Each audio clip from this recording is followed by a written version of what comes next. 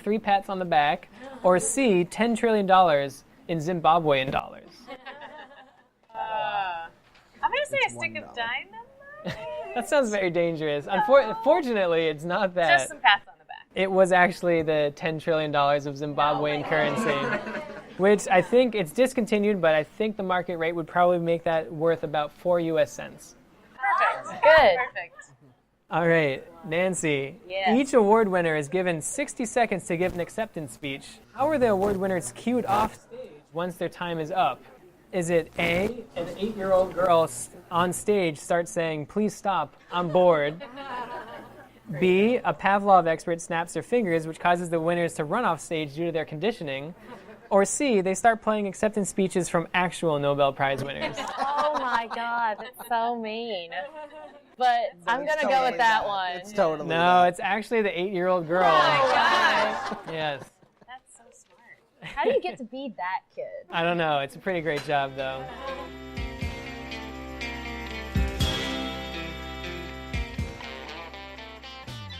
So next up, we'll see if our audience is as good at telling true stories from fiction as our panelists in a special segment called 2 Lies and a Truth, our own spin on the classic 2 Truths and a Lie. We'll pick the next person from the top performers in our pre-show interactive quiz to participate. So who's up next? Our next contestant is David. All right, David. Come on up, David. Come on up. Let's see. You won last time. Let's see if you can win again. Probably. Confident. Okay. No, I just resigned. So as students, we all know about the struggles of dealing with student debt. Well, each of the panelists will tell you a story about other people who solved their own borrowing issues in creative ways. 2 of the stories will be made up, and 1 of them will be true. After hearing them, you'll have to decide which is the true news story. Sound good? Sure. All right. We'll start with Nancy's story. Okay.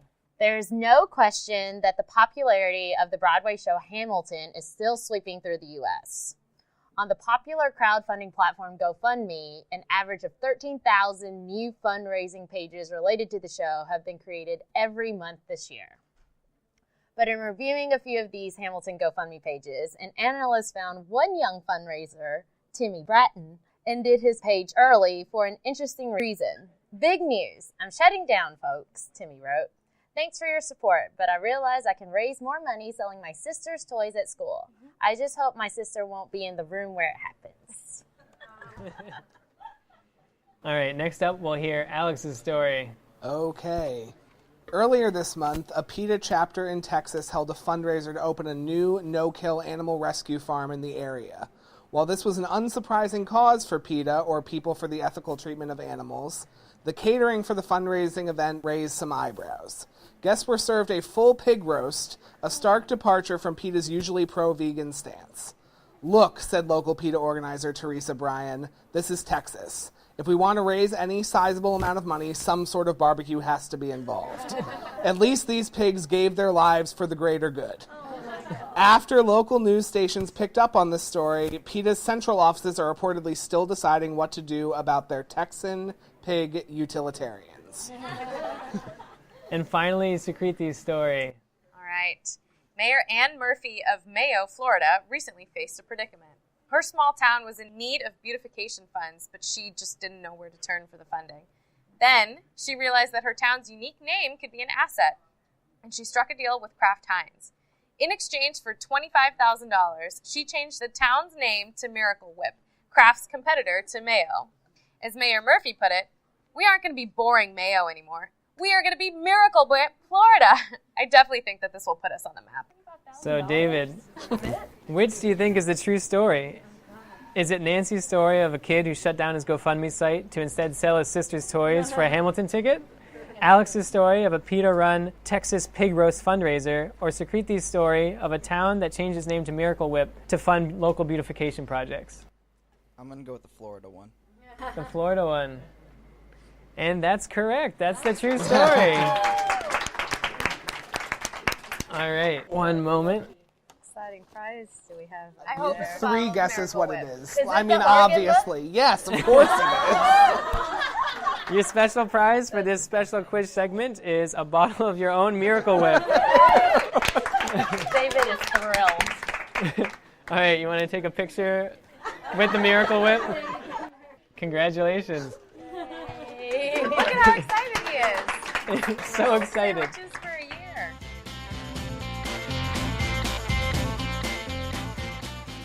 So I just wanted to share a funny story related to this kind of quiz round. So for our last show, I similarly asked that show's panelists to write funny fake stories around a theme. And 2 out of the 3 of them actually ended up writing stories about some crazy fictional man from Florida, which, just to clarify, had nothing to do with the theme I gave them. So I don't know if you've ever heard of the Florida man meme, but it's kind of you can Google it later. Basically, there's been so many real news stories about crazy incidents committed by men in Florida that people have started aggregating them online on Twitter and Reddit. So here's a special quiz round with questions about recent Florida man stories. Oh, this is going to be so good. Perfection. Alex seems excited. Alex, a Florida man was arrested on drug possession charges after doing which of the following? A, dropping off a substance at the sheriff's office to have them test if it was really meth. B, offering to sell various narcotics to a police officer who is in uniform. Or C, trying to return the synthetic drug bath salts to a Bed Bath & Beyond. Is there an all true option? They all might be true, but which one is the most recent one that I'm thinking of? Selling the drugs to the cop in uniform? No, it actually was dropping off the substance at the sheriff's office to have it tested if it was really meth or not. Yeah. Were they So- trying to get it back? Like, was it like a, hey, can you just check this out and then I'll smoke it once you confirm? Or? So, unclear, but basically the man came in to the sheriff's office after saying he suffered a bad reaction, and he wanted to press charges against the person who sold him the wrong narcotic. But the kicker is, it actually was just meth. So, The kicker. Poor guy. The kicker. The kicker. Poor choice of words. all right, Nancy. No, that was good. All right. So a Florida man suspected of drunk driving proceeded to do which of the following after he was stopped by police? Did he A, pee off the side of the road, B, raise a Yes. can of beer and chug it, or C, show the officer an empty bottle to prove that he wasn't drinking and driving? I'm going to go with C. No, actually it was B. Oh, all right. Raising the can of beer and then chugging it in front of the officer. Okay, good. And a fun fact is, this occurred just 1 day after the previous story, just to indicate the frequency of the. It was the same guy, too, wasn't Might have it? been the same guy. He couldn't find any meth, so he picked up a case. Yeah. So Sukriti. Because those do the same thing. Last question Yeah. for this round. Everyone want to start me out?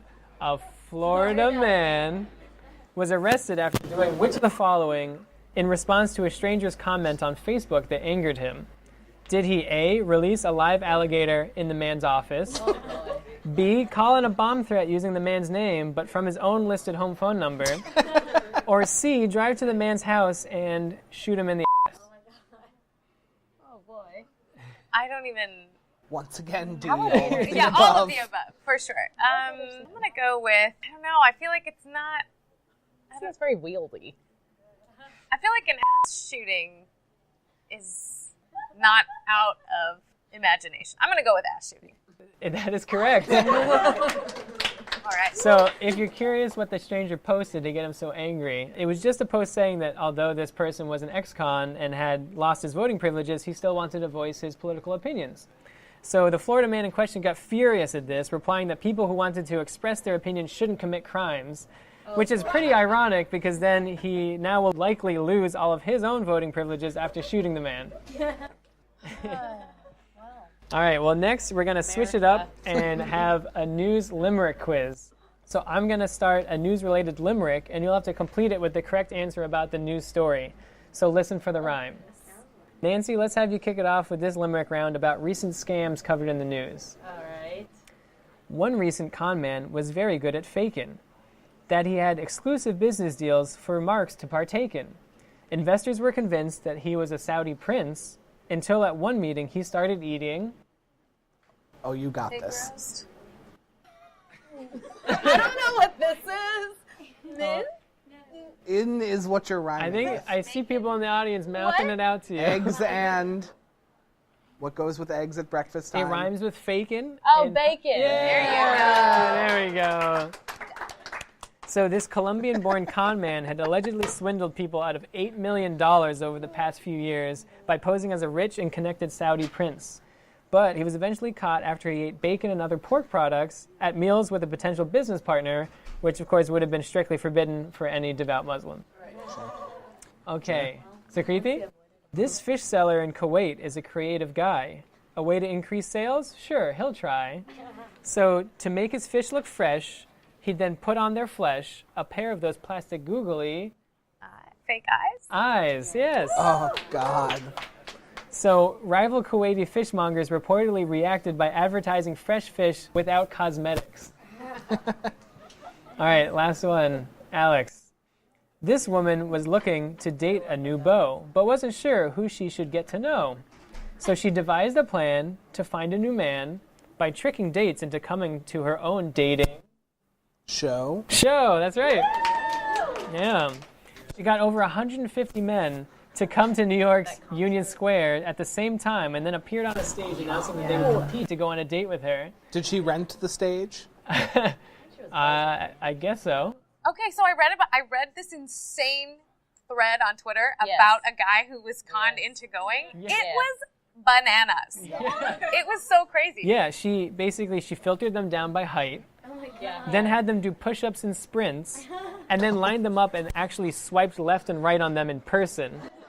It was also on like the Daily or like an Indicator one of the podcasts, and the guy who was telling it partook in this, and the so sad part was that his mom saw a picture of him at this event. Okay, no, the saddest part is clearly the number of people who stayed for that. What are we talking about? The woman swiped people. Well, yeah, it was actually later revealed that she had partnered with a film director to make a statement about how unfair it is to judge people on dating apps on petty physical things. Sure. And she was trying to show how rude it is to do that in person. But you're right. It is kind of performance crazy. art, clearly. Yeah, people did stay through the whole thing. All right, so Patrick, how did the standings look? So in the beginning, it wasn't looking very promising for all of our contestants. However, things picked up, and luckily we have a two-way tie. Luckily for us, the audience, not for the contestants who want to win. So Sukriti and Alex are both tied with a hefty 4 points. All right. Oh boy. Followed nearly by Nancy with 3. Oh, okay. It's tight. It's close. So it's very tight, yeah. Anybody's game. Yeah, it is anybody's game. And we have 2 more rounds left to go with this episode of Have You Heard, the UC3P News Quiz. Oh boy. So anyone could take it. Is this the lightning round, we should say? Yeah, sure, we'll call it that. Okay. So basically, for those of you who are still wondering what UC3P stands for, that's the University of Chicago Public Policy Podcasts. So it's the student organization we're a part of. And for the next 2 rounds, we're bringing on the heads of some of our other original podcast series to show you what else we're up to at UC3P. So first up, we have Coco Yim from Just China, a podcast series that covers contemporary Chinese affairs, both through in-depth investigative pieces with expert interviews and through regular news briefs on developing stories. So Coco, take it away with this China-themed quiz round. Ready? Yes. Sure. After North Korea's Kim Jong-un met with Chinese President Xi Jinping this March, there has been a noticeable thaw in relations between China and its northern neighbor. Perhaps one of the best signs of this improvement in relations is that the Chinese government has begun to block the term "Jin San Pang" online, which can be roughly translated as which of the following? A. Is this for all of us? Sorry. Sukriti, we'll have you start. Yeah, Okay. I feel like I have an advantage there. Oh, yeah. Nancy's disqualified. Do speak. Sure. I feel like I have to step back from that question. A. Little Rocket Man. B. Kim Fatty the Third. C. Xi Jinping Mini-Me. Oh. And this is being blocked by the Chinese government? It was. They started censoring the term. I'm going to say B. Yes, you're right. Oh it's my B. God, amazing. Yeah, so Jin San Pang is translated as Kim Fatty the Third. Okay, second question. Who's taking it? That's perfect. Nancy? Sure. Okay. Parents of children at the Shenzhen kindergarten were shocked when their kids were greeted on back-to-school day by which of the following unorthodox performances? A. A pole dance choreographed to Buttons by the Pussycat Dolls. Oh my god, that is not okay. B. A full production